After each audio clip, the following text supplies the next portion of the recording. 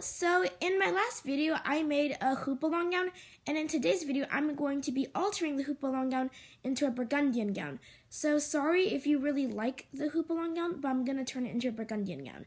Now, the main differences between a houppelande and a Burgundian is the sleeves.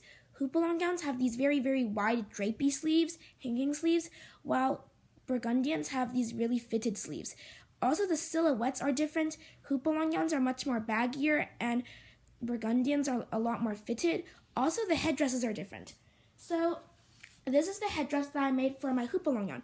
As you can see, it's like two cones, and it's the double hennin. While for the Burgundian, I'm going to have to make a different one, which is the single hennin. So I'm going to go start and alter my houppelande. Finished doing all of the alterations.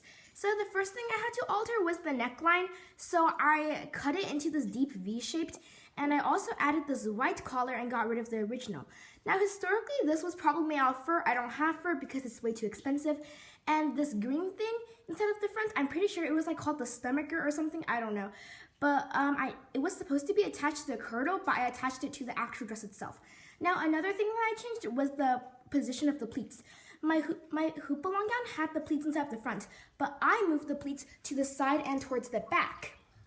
Also, the other major change I did was the sleeves. I got rid of the old hanging sleeves and replaced them with these fitted sleeves. I added the same green fabric on both of the hems of the sleeve.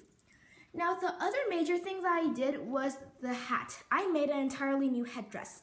Now, this one is the single hennin. The last one I did was the double hennin. And this one was made out of leftover green fabric, and I also sewed on these gold trimmings, and I also sewed on this green matcha colored headband.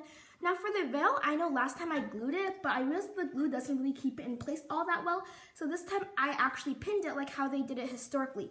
So now that I finished making all of the alterations, we can move on to the grand reveal.